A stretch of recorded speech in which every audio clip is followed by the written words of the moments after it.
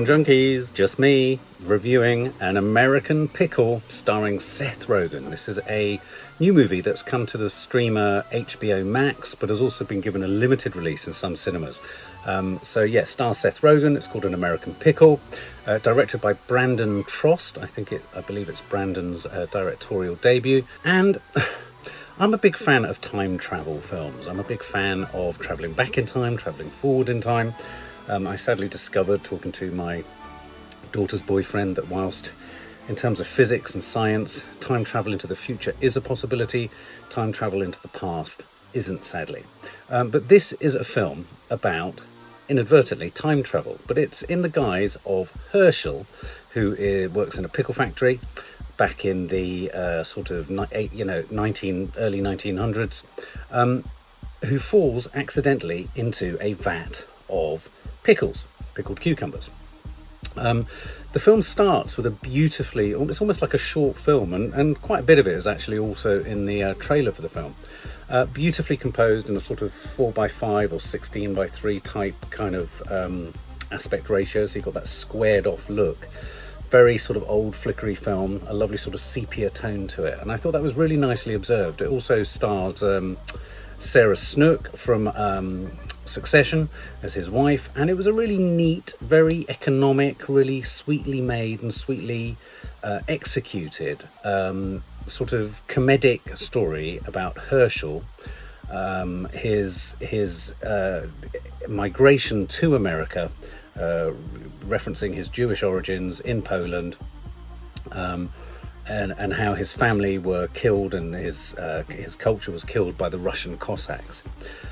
So we then see them arrive in New York, and whilst chasing rats at this pickle factory, Herschel falls into a vat, and rather neatly the cover is placed on it.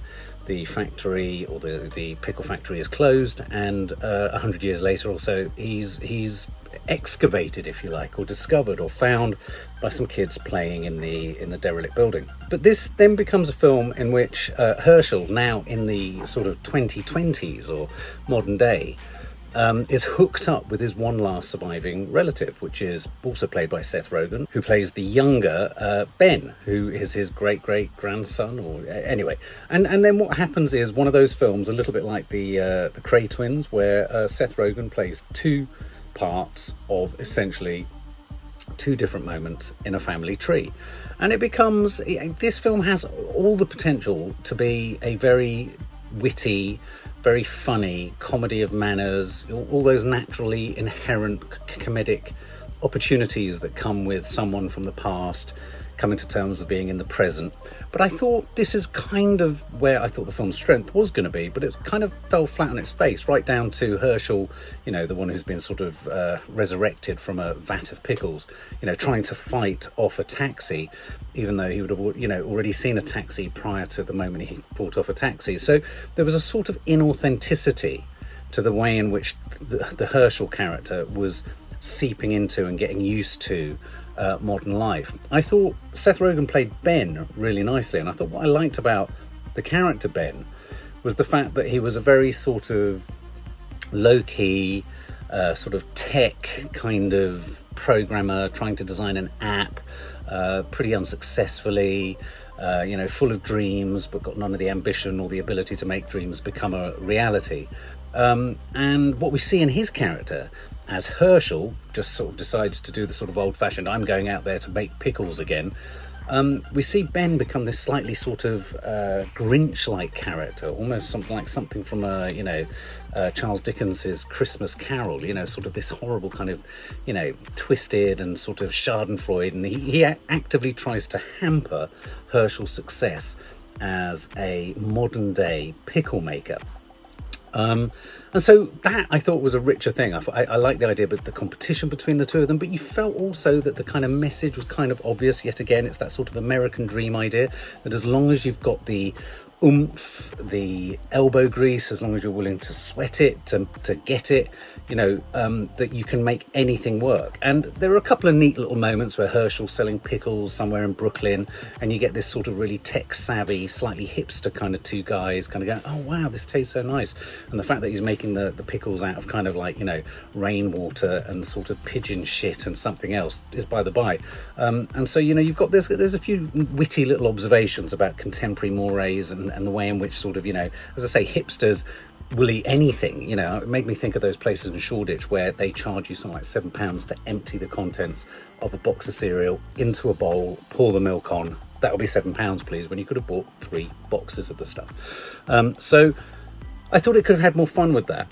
And then it became the more interesting part of the film, I thought, though, was where it dealt with a sort of Jewish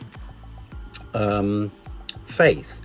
You know, you have Herschel coming from a background where he believes religion should be a major sort of part of his of day-to-day life, and that the dead members of the family should be remembered and prayed for, and that religion was a way of accessing this remembrance and connection to one's heritage and one's culture.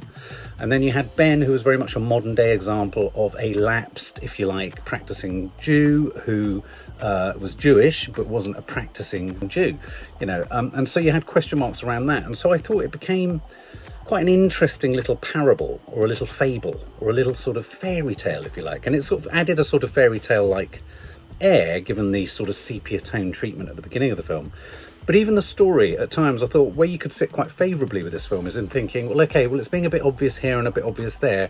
It's trying to be a morality tale, and it's trying to be a sort of meditation on the loss of faith, maybe, and the loss of identity, and the loss of connection with one's religious identity, but also one's family, that you can lose in this sort of modern, fast-moving, high-tech sort of time. And so really the film is about Ben trying to sabotage Herschel's very genuinely unfettered desire to sort of succeed. And why is Herschel trying to succeed? Because he wants to be able to remove the advert for vodka that's been placed above the grave of Herschel's wife, who obviously has died because he was in a vat of pickles and she died of old age. So, you know, there are some funny moments, there are some funny lines in there. I think Seth Rogen is incredibly serviceable in both parts. I was convinced and I believed in the two of them. There's a cleverish sort of moment halfway towards 2/3 of the way in the film where you have a bit of, you know, mistaken identity and all of that. Which one's which? How are they like it? You know, which one's the Herschel? Which one isn't? It makes you think indirectly about issues of migration, and it kind of reminded me of when me and Nanny Di went to America recently, and we went to the Tenement Museum. It's a great film to give you a little snapshot of the inherent migrant history of America. You know, America consists only of people who came and settled, and I think this was another timely reminder of the diversity and the relatively recent sense of this migration that's happened in America. So for those sort of people who are sort of, you know, sort of Trump supporters who kind of like think that there's a pure American, there's no such thing as a pure American. I found Seth Rogen very sweet and very funny as Herschel, the guy who's been pickled. I found him very believable, actually, as this sort of scheming, conniving, sort of bitter and twisted creative that hadn't got successful and didn't want Herschel to get successful. I believe that. And fundamentally, it kind of distracted me for the hour and a half that it is. It only comes in at about 86 minutes, so it's not too long.